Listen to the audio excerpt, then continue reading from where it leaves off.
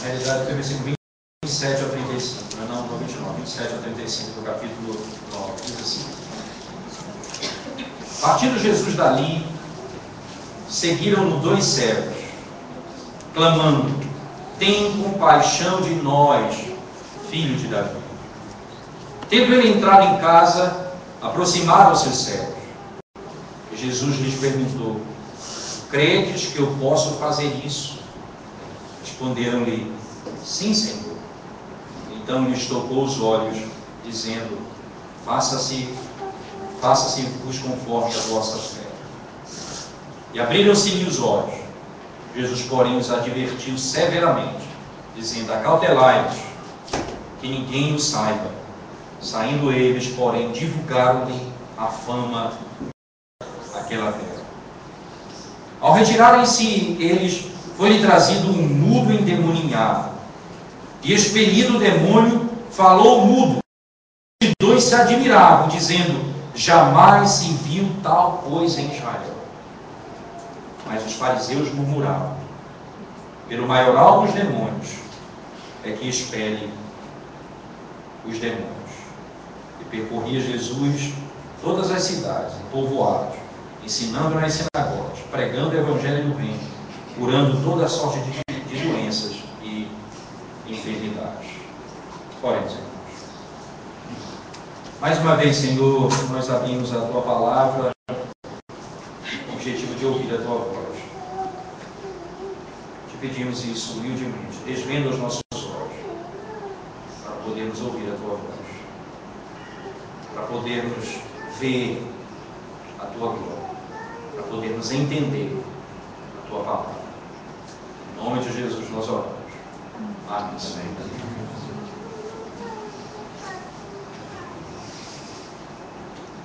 Nessa última sessão, e aqui encontram-se os 2 últimos milagres, dos 10 da 8 ao capítulo 9 de Mateus. Esses são os 2 últimos milagres dessa sessão. E Mateus aqui, ele retoma 2 milagres, um que é a expulsão de demônios, que já tinha sido feito anteriormente, com o objetivo que ele tinha autoridade sobre demônios, e agora o poder dele em fazer com que aquele que não enxergava volte a enxergar. Volte a ver. Ora, o objetivo não é outro senão terminar uma sessão e estabelecer aquilo que seria a prática e as instruções para os apóstolos no capítulo 10. Eles vão ser chamados para pregar esse evangelho com o poder de Cristo. Eles vão falar esse evangelho e realizar as mesmas obras que Cristo realizou, com o mesmo poder que Cristo lhes outorgou. Mas essas 2 histórias, elas têm aspectos singulares, que são importantes para entendermos mais um pouco acerca da autoridade de Cristo, quem é Cristo e o que ele faz, qual é a sua obra e qual é o seu poder. É interessante, primeiramente, notar o fato de que o texto começa mostrando aquilo que é comum nos outros, isto é, Jesus sai de um lugar e vai para outro. Então, Jesus nunca esteve só. Ele sai de um lugar, passa para um outro, entra em outra cidade e a multidão segue, a multidão vai atrás dele, porque eles precisam de Cristo. Mas pela primeira vez, não houve uma manifestação direta de resposta de Cristo ao apelo daqueles que passavam, por quem ele passava por perto. Veja o texto quando diz: partindo de Jesus dali, seguiram-no 2 cegos. Seguiram-no 2 cegos, clamando: tem compaixão de nós, filho de Davi. O texto não revela que Cristo se volta a eles, ou os discípulos manifestam alguma reação àquela fala dos cegos, não é? Como eles manifestaram em outros momentos. Aqui eles apenas falam e ninguém responde. Mas quando eles chamam pelo nome de Cristo, eles chamam de uma maneira diferente, que até então não havia sido chamado. Nós ouvimos já Filho de Deus. Nós ouvimos já, filho do homem, mas agora, filho de Davi. Filho de Davi.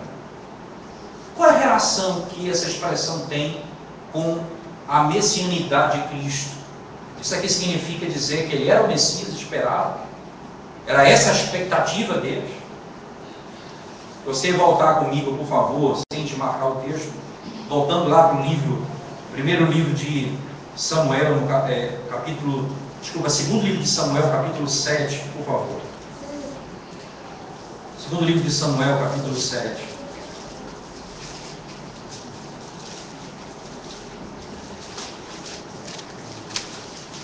Quando Deus faz aliança com Davi, segundo livro de Samuel, capítulo 7.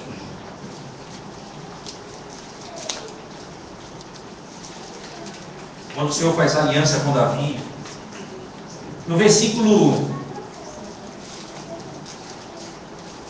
12 em diante, do capítulo 7, do segundo livro de Samuel, capítulo 7, verso 12 em diante, diz assim a palavra de Deus: quando os teus dias se cumprirem e descansares com teus pais, então farei levantar depois de ti o teu descendente, que procederá de ti, e estabelecerei o seu reino. O teu filho, não é? O teu descendente. Este edificará uma casa ao meu nome, e eu estabelecerei para sempre o trono do seu reino. Isto é, o reino do filho de Davi seria o reino para sempre, o reino eterno. Eu lhe serei por pai, e ele me será por filho. Se vier a transgredir, castigá-lo-ei com varas de homens, com açoite de filhos de homens. Mas a minha misericórdia se não apartará dele, como a retirei de Saul, a quem tirei de diante de ti. Porém a tua casa e o teu reino serão firmados para sempre diante de ti. Teu trono será estabelecido para sempre. Segunda narrativa de a Davi, né, o contexto é: Davi habitava numa casa num palácio feito de cedro, né, madeira, e então a arca onde o Senhor habitava era ao vento, né, num tabernáculo ainda era o templo. Então ele, incomodado com aquilo, disse: eu habito numa casa tão luxuosa e o Senhor não tem onde habitar. E ele vai então, diz: eu vou fazer uma casa para Deus habitar. Ele se dirige então ao profeta e expressa essa verdade ao profeta. Natan então diz a ele, o profeta Natan olha para ele e diz: faz segundo o teu coração. Natan ali reage, porque era um homem de Deus, acreditava que aquilo que ele estava falando era a verdade. Então Deus diz a Natan: diga a ele que fará a casa. Eu farei uma casa para ele. Diga para Davi que eu vou fazer uma casa para ele. Ele não vai me fazer casa. E nessa linguagem, não é? Casa que Deus fará para Davi. Esse conceito de casa, obviamente, é o conceito de descendência. Quando, por exemplo, Deus diz para Noé: entra na arca tu e a tua casa. Né? Não é a casa dele física, ele é a família dele. Entra na tua casa. Então, a casa que Deus ia fazer para Davi era a descendência dele. Eu farei uma descendência. Eu te darei uma nação, um povo, uma raça. Mas você não vai me fazer casa. O teu filho, a quem será chamado meu filho, veja, Salomão, que será chamado meu filho, ele vai construir a minha casa. Mas lembre-se, o trono dele, desse rapaz, desse homem chamado Salomão, será sem fim. Nós sabemos que Salomão morreu, que Salomão cometeu vários pecados. Nós sabemos que Israel, depois de um período, ficou quase 50 anos sem um rei assentado no trono. Mas onde é que estava esse rei tão eterno? Como Israel pôde ficar 50 anos sem um rei? Exatamente a linguagem do profeta Isaías no capítulo 6. Quando o profeta Isaías, no ano da viu o rei que não morre, diz o texto: no ano da morte do rei Uzias, eu vi o Senhor assentado sobre um alto e sublime trono. Isto é, eu vi o rei morto, aquele rei que nunca morre. O trono de Davi é preenchido por aquele que é eterno, aquele que tem todo o poder. Obviamente, Salomão era um tipo de Cristo, mas não era o Cristo. Ele era, o seu reino que ele estava estabelecendo era um tipo de reino eterno, mas não era o reino eterno estabelecido por Cristo. Daí, quando aqueles cegos, não é porque não, eles não veem Cristo, isso aqui é impressionante, mas eles sabem porque são cegos, que estava passando ali o filho de Davi, usando a linguagem de Samuel, vem passando ali aquele que tem um trono eterno, aquele que vai se assentar e que tem todo o poder e todo o domínio. Lá vai o filho de Davi. Por exemplo, essa linguagem também no Evangelho de Lucas, no primeiro capítulo, ela é descrita da mesma forma. Vai nascer aquele que vai se assentar no trono de Davi, seu pai. Vai se assentar no trono de Davi, seu pai. Que é exatamente Jesus Cristo, aquele que é chamado Filho de Davi. Na linguagem de Mateus, não é? E a expressão teológica, não é? Isso aqui quando eles denominam, quando eles dizem Filho de Davi, tem misericórdia de mim. Aqui está implícito o aspecto daquilo que ele é. Veja, tenha misericórdia, tem compaixão de nós. Essa, irmãos, é a majestosa linguagem de alguém que não pode ver, de alguém que não pode falar, de alguém que não pode entender, de alguém que está destruído pelo pecado, reclamar, tem compaixão de mim. A linguagem bíblica descreve exatamente isso, o desespero da alma daquele que não pode por si mesmo voltar a enxergar.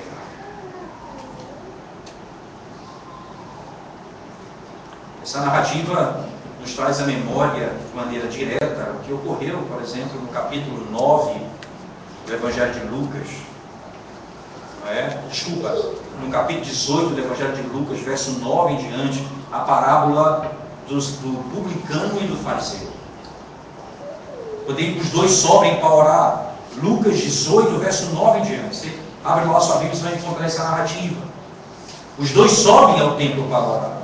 O fariseu bate no peito e diz: Senhor, obrigado porque eu não sou como os demais homens. Obrigado porque eu não sou adúltero, porque eu não sou como esse aqui do meu lado, ladrão. Eu oro, eu dou dízimo de tudo que tenho. Aí o publicano sobe para orar e diz o texto, ele não conseguia levantar o rosto para o céu. Ele batia no peito dizendo: ó Deus, sê propício a mim, pecador. Tem compaixão de mim.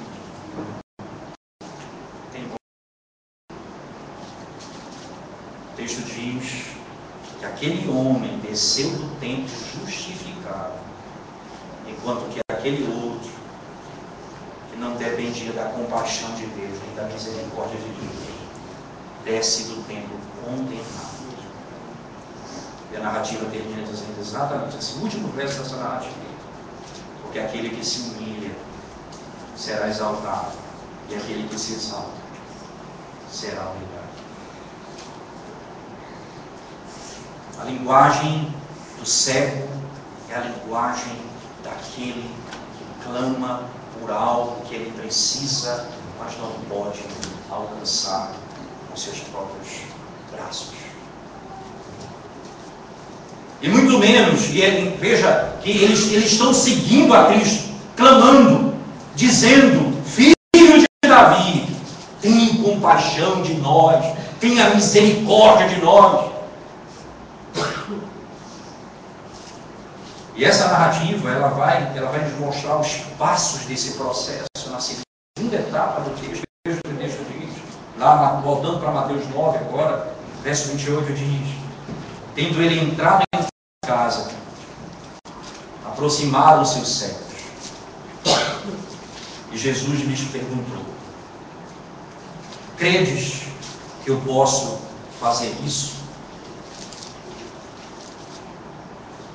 Credes que eu posso fazer isso? É sempre importante voltar a essa tecla, irmãos, porque quando se expõe o Evangelho, a mensagem do Evangelho, é importante entender que toda a verdade bíblica, ela não é isolada, não é? Esse é o grande perigo das doutrinas que se levantam na nossa geração. Baseado num versículo se transforma tudo na verdade, não é? Porque alguém vai extrair esse texto e dizer: se eles não crescem, eles não poderiam receber a bênção. Aí outro vai dizer: você não recebeu porque você não creu. A fé passa a ser a causa de todas as coisas.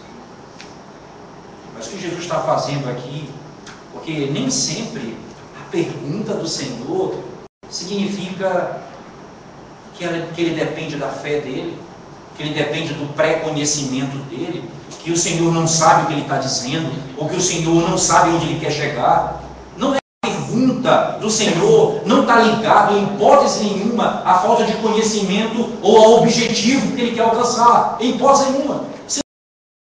Pensam nisso. As primeiras perguntas bíblicas revelam algo estranho acerca do ser de Deus, se esse for o argumento. Quando Adão e Eva pecaram, ele perguntou: Adão, onde estás?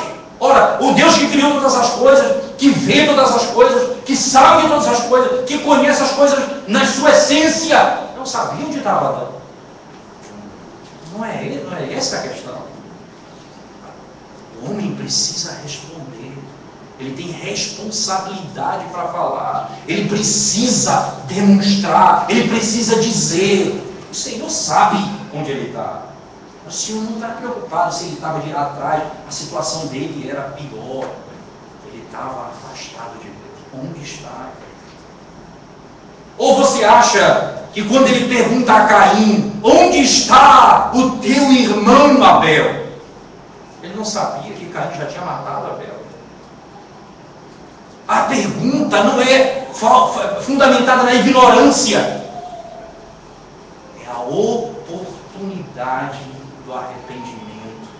É a oportunidade da declaração, da convicção dos lábios que se abrem para dizer, professar, manifestar a sua fé. Jesus não dependia da fé desses homens. Dependia da vontade dele. Porque quando ele quer, ele opera a fé. A fé não é a causa, ela é um meio pelo qual Deus vai realizar aquilo que ele já determinou. Eu não creio, e a minha fé é causa da minha salvação. A minha fé, ela é o meio pelo qual o Senhor realiza a sua obra. Isso nós já tratamos em outro momento nessa exposição, mas é importantíssimo ele frisar esse aspecto por conta da facilidade que nós temos de nos perder nesse ponto. Porque a Bíblia categoricamente ensina isso. Olha, Romanos 5:1, mais uma vez citando: justificados, pois, mediante a fé. Veja, Paulo diz: justificados, pois, por meio, mediante a fé. Não por causa da fé, mas por meio da fé. Paulo ainda escrevendo aos Efésios, no capítulo 2, pela graça sois salvos mediante a fé, não por causa da fé. Mas a fé, ela é fundamental, porque sem fé é impossível agradar ao Senhor. Você não vai poder receber do Senhor se não crer. Mas quando você crê, você creu porque antes Ele lhe deu. Quando Ele pergunta a esses homens: vocês creem? Ele não está dizendo: se vocês não creem, eu não posso fazer nada. Estou de mãos amarradas. É como você, imagina você dizendo o seguinte: o Deus eterno veio para o mundo, saiu da sua glória, se tornou homem, nasceu, viveu no meio de pecadores, foi humilhado, foi tratado como o pior dos homens, morreu a morte mais maldita que poderia ter, a morte na cruz, com o objetivo de redimir o homem. E lá na cruz do Calvário ele disse: Pai, está tudo consumado. E agora ele vai ficar torcendo, dizendo: fiz a minha parte. Se o homem não quiser, eu não vou poder fazer nada. Exatamente seria essa imagem. Deus da glória, que destruiu a morte, o diabo e o mundo, que agora venceu, levou, está sentado à destra do Pai, está lá de mãos amarradas, dizendo: eu preciso da sua fé. Se você não crê, não vai fazer nada. Não. O Rei da glória é o Rei que conquistou e levou os inimigos. E quando ele morreu pelos meus pecados, aqui citando John Owen, incredulidade é pecado. E se incredulidade é pecado, ele morreu pelo meu pecado. Ele morreu por minha incredulidade. E eu vou crer, porque ele morreu por minha incredulidade.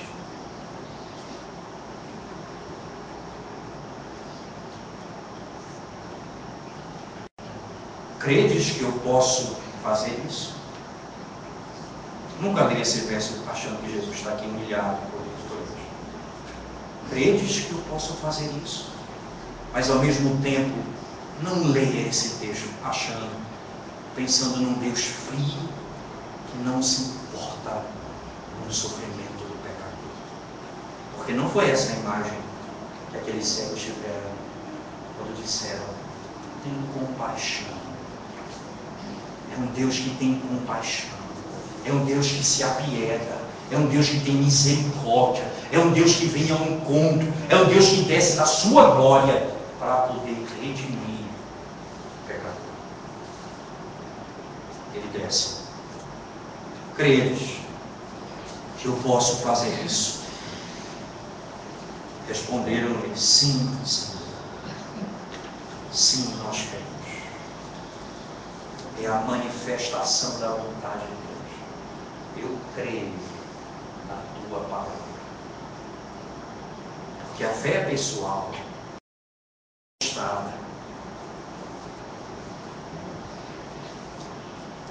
É como você imaginar um morto se levantando da morte depois de Cristo falar: levanta da morte.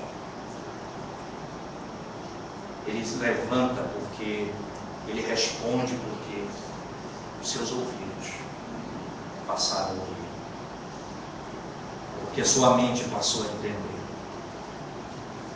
Um dos comentaristas que li estudando aquele texto de Ezequiel, no capítulo 37, acho muito interessante essa fala dele, quando ele diz acerca quando o profeta diz, citando a palavra de Deus: ossos secos, levantai, não é?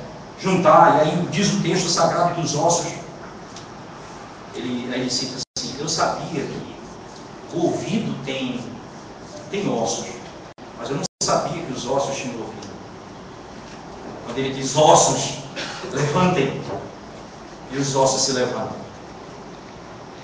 É a mesma coisa você imaginar um morto de ouvido, alguém que não consegue entender, alguém que não consegue compreender e passa a compreender.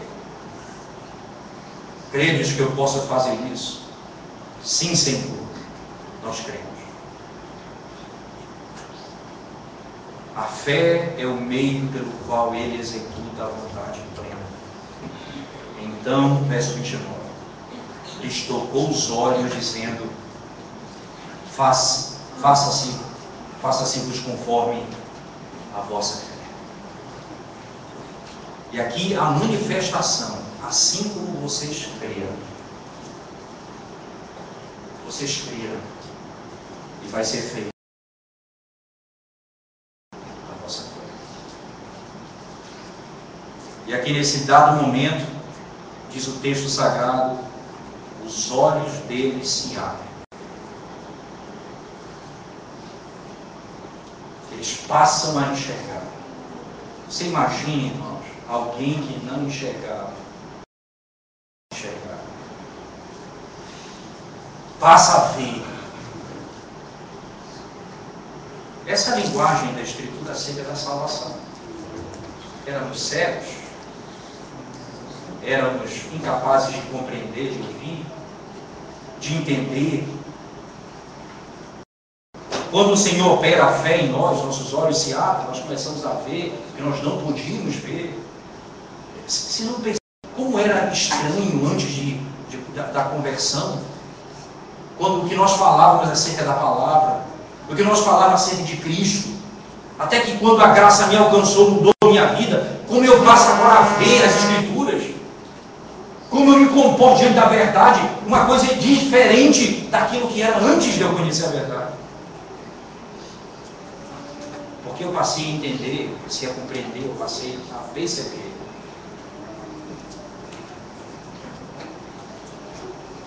E esse poder, não é? E aqui é importante isso, esse poder de chegar ao coração do homem, à vontade dele, aquilo que ele está falando, é característica do poder do profeta. Não é um outro teólogo do século XVII, diz uma coisa que me impressiona quando falando acerca do poder do profeta, ele diz uma coisa interessante, ele diz que a certeza que ele tem que o cego, que o ímpio, que o pecador, que vai ser salvo, vai poder ver, entender e compreender, é porque aquele que fala a palavra, ele não apenas conhece Deus e a verdade, porque Cristo, ele conhece a verdade de estar com o Pai, ele está com Ele, a verdade não foi ensinada para ele, a verdade, ela é a verdade de Deus, que está nele, que pertence a Ele, Ele é a essência de Deus. Então todo o conhecimento de Deus está nele. Então ele tem poder de falar, de ensinar. Mas ele não só tem poder, esse profeta não é só poder de falar, é de fazer com que o homem mais incauto entenda e seja salvo. Aquele que não pode ver, ele consegue ver, porque ele que ensina. Ele não só conhece a plena verdade, como ele faz a verdade alcançar o coração do eleito. Chega à alma dele e transforma a vida dele. E ele passa a crer, ele passa a confiar.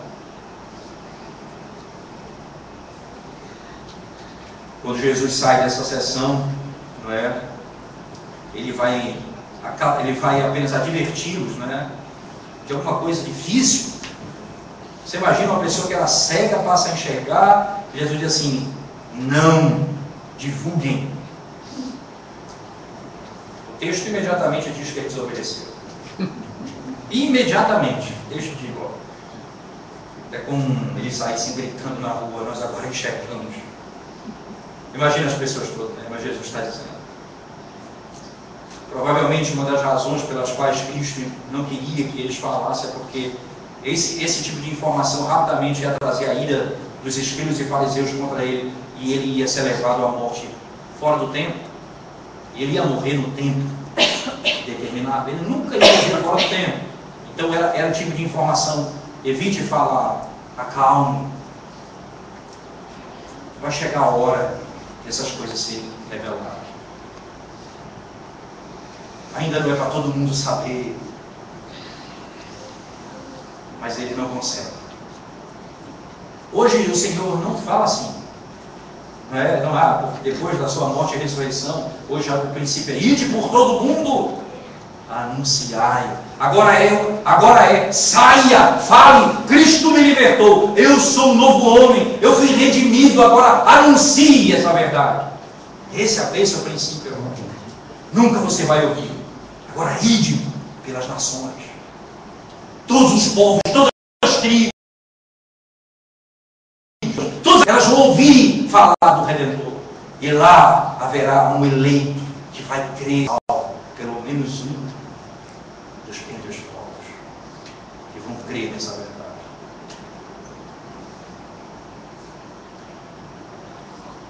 mas não houve como fazer. E o texto diz que eles não foram muito obedientes, não é?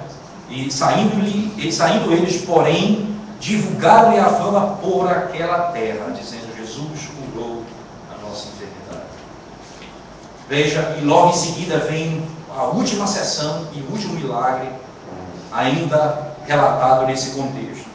Ao retirarem-se eles, veja bem, aqui o contexto conecta com os cegos, não é? Que não são mais cegos, agora enxergam. Quando eles saem, foi-lhe trazido um mudo endemoninhado. Isso aqui é interessante, importante. Há um cego que não tem um caráter de possessão demoníaca, ele é ordenado que eles enxerguem, eles façam enxergar. E há um aspecto aqui de alguém que era mudo, e era mudo porque Satanás oprimia a vida dele. Isso aqui nos faz entender uma coisa importante. Por exemplo, nesses meios neopentecostais, dessas igrejas neopentecostais, essa é a tônica, não é?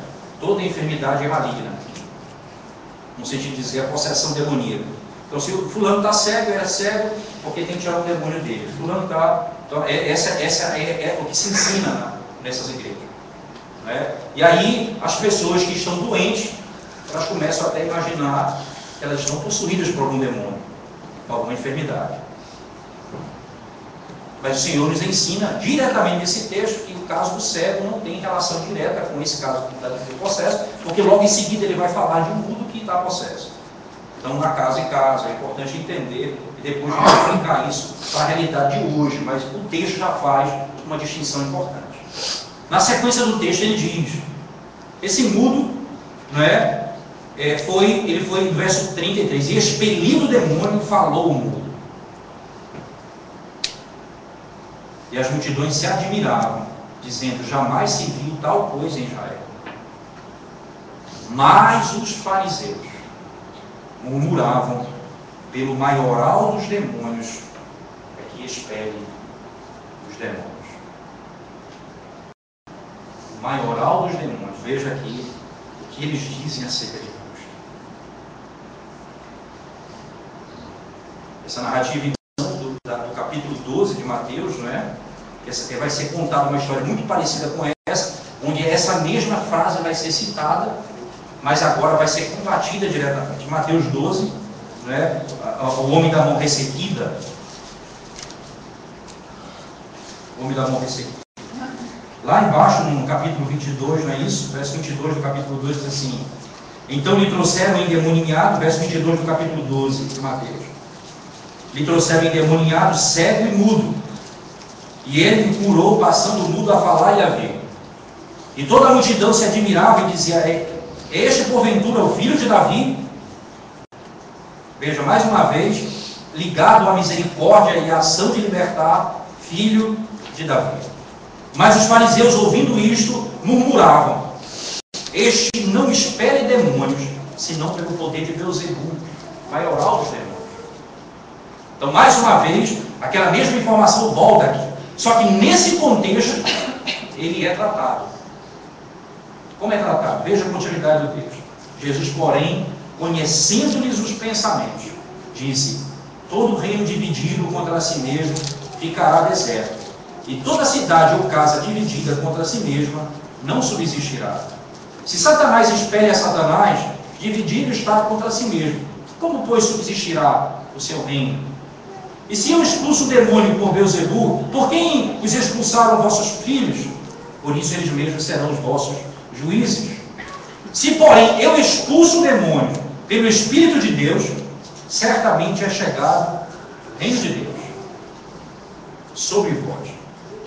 Se eu expulso demônios pelo Espírito de Deus, vos é chegado o reino de Deus sobre vós.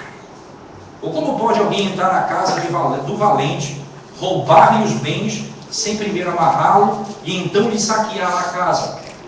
Quem não é por mim é contra mim, e quem comigo não ajunta, espalha. Por isso vos declaro: todo pecado e blasfêmia serão perdoados aos homens, mas a blasfêmia contra o Espírito não será perdoada. Se alguém proferir alguma palavra contra o Filho do Homem, seria isso perdoado. Mas se alguém falar contra o Espírito Santo, não lhe será isso perdoado, nem neste mundo, nem no porvir. Aqui, essa declaração foi tratada. Como foi tratada? Jesus aqui chega no ápice da sua informação. A autoridade de Jesus revela que ele é rei. E o rei é aquele que tem autoridade sobre tudo e todos. Nós já vimos em todos os milagres. O vento e a tempestade, ele tem poder de mandar acalmar. O morto, ele chama da morte para a vida. Ele expulsa demônios dos gadarenos. Ele cura o leproso. Ele fala e o servo do centurião é curado. Ele toca e a sua sogra é libertada da febre. Ele tem poder de perdoar pecados. Ele perdoa pecados. Ele tem toda a autoridade, todo o domínio. Quem tem domínio é rei. Daí o princípio de Mateus 12, o reino de Deus é chegado. Veja que essa é a informação do capítulo 9 também. Venha comigo, por favor, mais uma vez. No versículo, quando termina essa sessão, no verso 35, ele diz: e percorria Jesus todas as cidades e povoados, ensinando nas sinagogas, pregando o evangelho do reino e curando toda sorte de doenças e enfermidades. Que relação com doenças e enfermidades? Agora, que está posto é Jesus, que é o filho de Davi, o filho de Deus, que se assentou no lugar de Davi, seu pai, no trono de Davi, que é o rei que vem julgar e tem domínio sobre todas as coisas, colocou todos debaixo dos seus pés e tem autoridade sobre eles. Enfermidade, morte, Satanás, pecado, ele tem domínio sobre todos eles.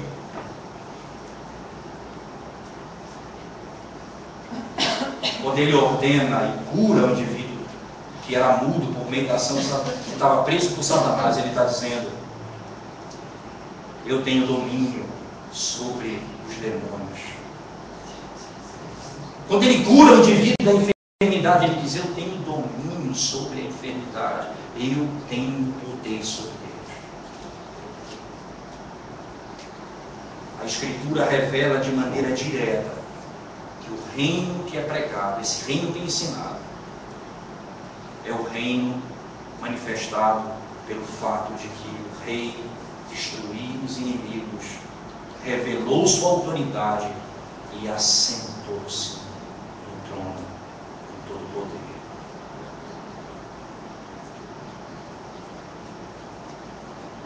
Como que ele pode expulsar demônios por demônios? O argumento de Cristo é de plena sabedoria.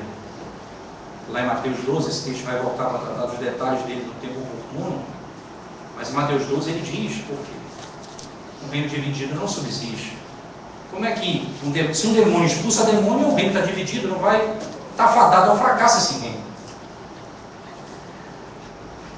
Mas agora, se eu expulso o demônio pelo Espírito Santo, que vos foi otorgado, vos é chegado o reino de Deus. O reino de Deus está presente no vosso meio.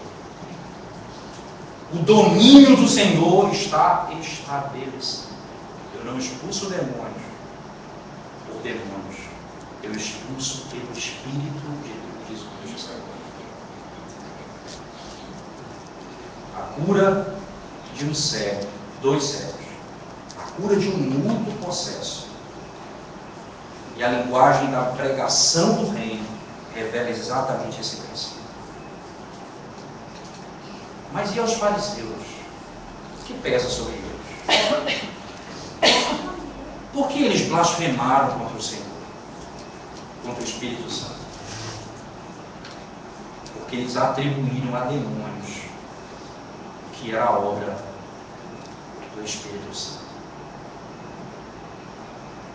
Eles atribuíram a demônio que era a obra do Espírito Santo. Quando disseram, ele expulsa o demônio, quando ele expulsava pelo Espírito Santo. Tanto é que ele diz: contra mim, quem peca contra mim vai ser perdoado, mas contra o Espírito não haverá perdão nem nessa vida, nem na vida por vir. Porque se levantaram. E como isso acontece, irmãos? Como é que isso hoje acontece? Quando nós tripudiamos da obra da redenção. Quando nós brincamos com a obra da salvação. Quando o sacrifício do Cordeiro, quando a manifestação do poder de Cristo, quando a glória do Senhor, quando a obra perfeita dele é rejeitada, pisada pelos homens continuamente. Quando os homens não dão atenção à obra do Cordeiro, ele se levanta contra a obra do Espírito, que revela e que ensina aos homens acerca do Evangelho. E ainda, quando nós ainda criamos um outro meio de salvação, à parte do Senhor, à parte do Evangelho, que não funciona, é verdade, mas nos garante alguns dias de tranquilidade aqui na terra, pelo menos de consciência por algum tempo. Mas por outro lado, quando é que eu não peco contra o Espírito Santo? E isso ocorre muitas vezes na vida da nossa vida, não é? Já recebi pessoas angustiadas dizendo: pastor, eu acho que a minha tristeza de alma, a minha depressão, só pode ser porque eu pequei contra o Espírito Santo, eu estou perdido por toda a eternidade, eu estou destruído. A minha palavra é a mesma palavra que o Martin Lloyd-Jones disse num dos livros acerca do tempo. Ele diz: você não está destruído, porque somente aquele que tem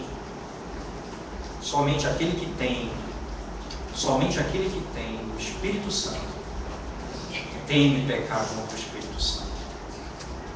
Quem não tem o Espírito Santo não teme pecar contra o Espírito Santo. Se você teme, se você está com medo, se você pensa, se você se aflige por isso, é porque ainda o Espírito Santo habita, ele luta e fala, e se comunica com você de maneira direta. Esse é um sentimento que os que pecam contra o Espírito não têm. Porque são, de maneira clara, bíblica, clara e objetiva. Eles não têm consciência do que os aguarda. E se eles tivessem, eles correriam para Cristo. Eles correriam para Cristo. Mas o Evangelho do Senhor, que é o Evangelho do Reino, é o Evangelho da libertação. Nós fomos libertos. Como rei que destrói o inimigo e põe em liberdade o seu povo, Jesus Cristo é aquele que diz que foi anunciando o Evangelho do Reino, curando e libertando. Para onde isso aponta? Qual é o fim disso na revelação dele? Revela para a essência da obra. Quando nós viveremos num lugar onde nem enfermidade, onde nem Satanás, onde nem o pecado poderá mais causar transtorno na nossa vida. A libertação que nós sofremos hoje, a cura da alma que recebemos hoje, não significa que nós vamos viver aqui na terra dias que nós não vamos mais lutar contra o pecado, que não vamos ter inclinações para o pecado. Não significa isso. Significa que Cristo já nos deu a vitória e nós vamos lutar contra o pecado até o fim. E vamos clamar mais do que nunca: Maranata, a hora vem, Senhor. Vem logo, Senhor. Apressa-te, Senhor. Porque a luta do corpo, as inclinações da alma, o desejo, Senhor, pecaminoso e a vontade está contigo. A mensagem e o desejo do coração do crente é Exatamente isso. Porque o crente não quer mais desonrar ao seu rei que destruir os seus inimigos. Isso então aponta para a realidade da vida. Jesus libertou você. Você passou a enxergar. Mas não significa dizer que você vai ver tudo perfeitamente. Você não vai poder olhar de maneira equivocada algumas coisas. Mas significa dizer que você agora enxerga aquilo que você não podia enxergar. Agora você entende aquilo que você não podia entender. E agora você crê naquilo que você não podia crer.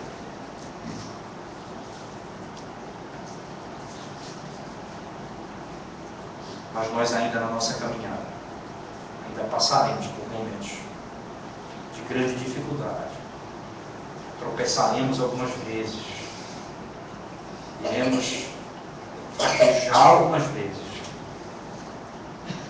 Mas lembre-se, o Rei que nos libertou é o mesmo Rei que vai nos levar seguro até o fim. Ele não nos libertou e mandou que nós fôssemos. Ele nos libertou e está conosco até o fim.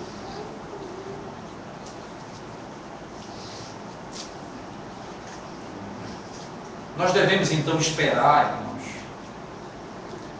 Devemos esperar hoje ver o cego ver. Nós precisamos esperar hoje um endemoniado mudo começar a falar. É isso que a gente precisa, é isso que o texto está ensinando. Essa deve ser a tônica do culto. É isso que deve ser a nossa pregação hoje. Não. Como falamos anteriormente, os milagres de Cristo têm por finalidade autenticar a sua mensagem. Lembre-se que o princípio é esse. O que é mais fácil? Dizer ao paralítico, levanta e anda, ou dizer para ele, o teu pecado está perdoado? O que é mais fácil? O mais fácil é dizer, o teu pecado está perdoado. Porque ninguém vai julgar o coração. Mas para que você saiba que o Filho do Homem tem poder para perdoar pecados, no Evangelho de Lucas nós lemos isso. Ele disse, levanta-te e anda. Então o que Jesus disse? Ele levanta e anda para provar que ele tem poder para perdoar pecados. Então os milagres e a obra de Cristo têm essa finalidade, tem esse objetivo, ensinar os princípios espirituais. Agora antes nós éramos cegos, agora enxergamos. Antes nós não podíamos falar, e agora os nossos lábios cantam louvores ao Senhor. Davi, quando cometeu o pecado de adultério e confessa ao Senhor o seu pecado, disse, abre os meus lábios, Senhor, para que eu possa anunciar os teus louvores, possa cantar os teus louvores. É agora poder abrir os lábios, é poder olhar, porque o Senhor abriu os nossos olhos, abriu a nossa boca, o Senhor abriu o nosso entendimento, o Senhor nos fez ver, nos fez entender, nos fez falar. Agora nós podemos, porque Cristo nos libertou.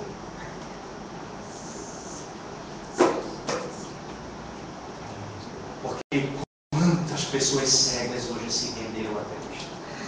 Quantas pessoas que não podem ver fisicamente? Uma das histórias mais belas do nosso Inário, da história do Inário, uma das grandes compositoras, a vida dela toda como cega, ela nunca enxergou. Você tem lá Crosby, se eu não estou equivocado, o último nome dela, Crosby, não é? O último nome dela, exatamente. Ela tem, e numa das da história dela, ela diz que ela não enxergou, ela disse, eu não tenho muito problema com a questão de enxergar, de ver, porque o dia que os meus olhos se abrirem, vai ser para ver o meu Redentor. Exatamente essa é a esperança. O dia que o Senhor abrir os meus olhos na eternidade, eu vou ver face a face o meu Redentor. Aquele que não pode falar, mas crê. O dia que ele abrir a boca pela primeira vez, vai ser para cantar louvores ao Deus eterno. Então não é o ver, o falar, o não ver fisicamente. Hoje você vê. Mas quantas pessoas que têm a vista perfeita lá fora, mas não viram ainda o Salvador dos céus? Quantas pessoas lá fora são comunicadores, mas não falam a glória de Deus?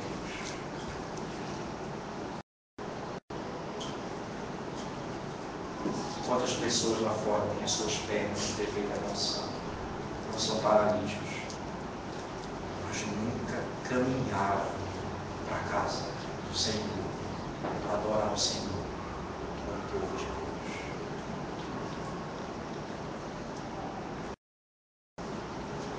A esposa do presbítero Olin Coleman, que faleceu recente tempo desse, em nome de Deus, os fundadores do Projeto Puritanos, a sua esposa, Dona Dina, antes dele, ela foi acometida por um câncer muito severo, um câncer na boca, e ela fez uma cirurgia, perdeu os dentes, e depois o câncer voltou e fez outra cirurgia ainda maior, coisa impressionante.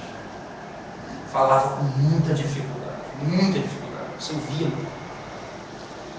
E um dia eu liguei para ela, para a Dona Dina, para conversar, e ela disse: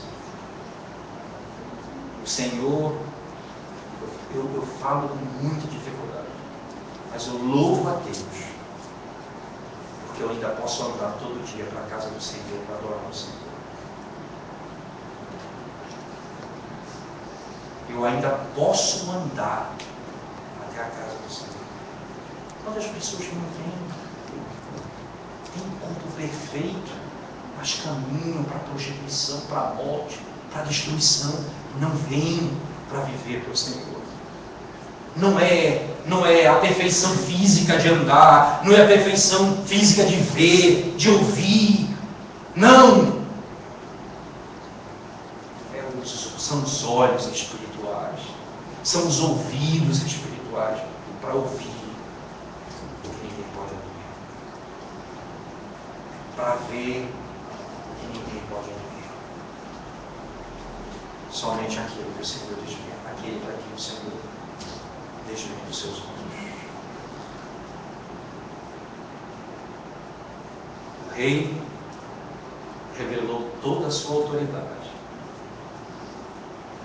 Você precisa hoje se submeter à autoridade desse rei, para que você não